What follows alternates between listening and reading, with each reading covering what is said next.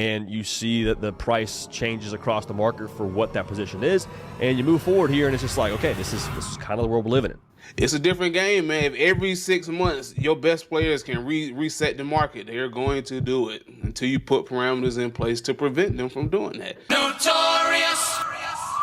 We got some breaking news. On3's very own Pete Nakos reports that Nico Iamaleava is currently in negotiations with Tennessee around a new NIL deal. Now, the tweet reads from the On3 social account, Tennessee and Nico in active contract negotiations ahead of the 2025 season. It is unclear if the negotiations will impact whether he enters the spring transfer portal. It is. If they talking about it right now before the portal, it's going to have a major impact. Now, do I think Nico is going anywhere?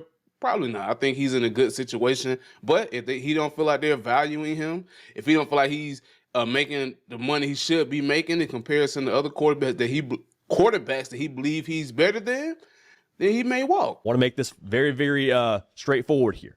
That is the unclear part.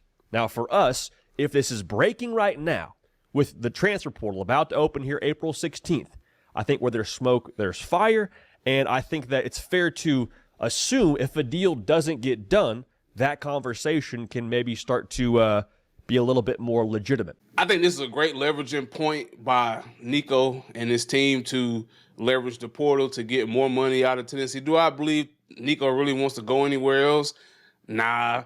But if I can leverage the situation, leverage the portal to get more money where I want to be, then I'll probably do that. Now, it could backfire, and they could call his bluff, and he may hit the portal and go somewhere he don't want to be, but those are chances you take when you're trying to get that money on. The market has changed. When Nico took his NIL deal, it was one of the first big NIL deals that we had in college football.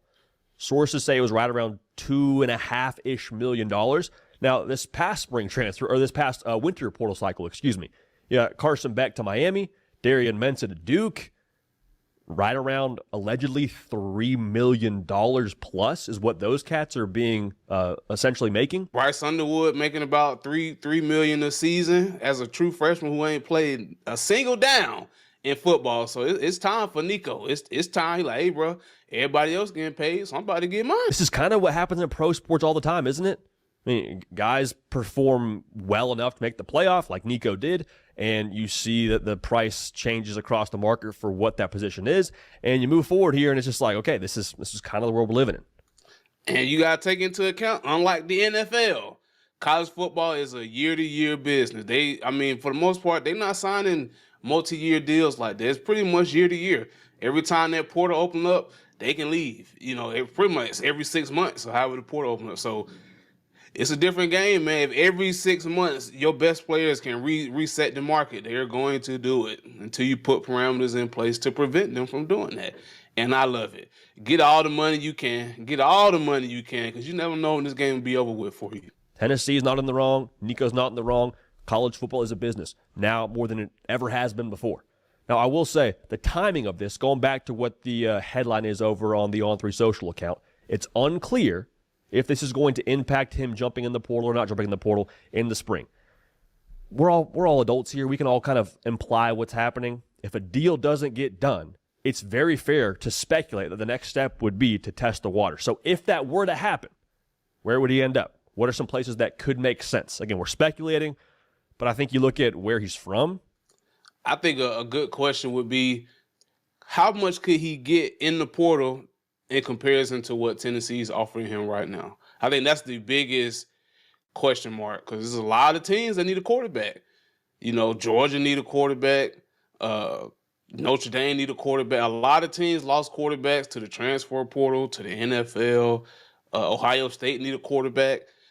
A lot of teams, man. A lot of teams. Indiana need a quarterback. A lot of teams need a quarterback. So how much could he get in the portal if he decided to leave?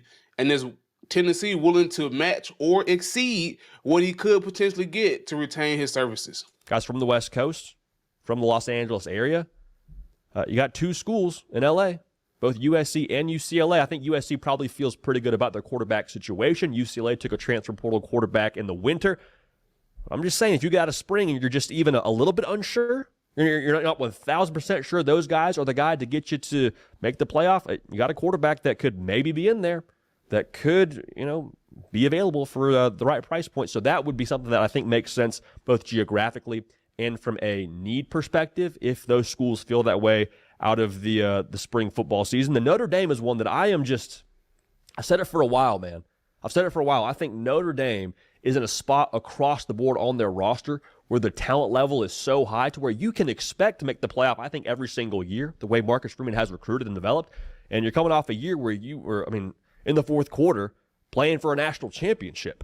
If you get out of spring, and you're not 1,000% sure, like I said about USC and UCLA, that one of those guys on your depth chart is good enough to get you back to where you were last year, I think Nico's proven he is maybe worth whatever the NIL dollars would potentially look like for him. I don't think that's insane to say.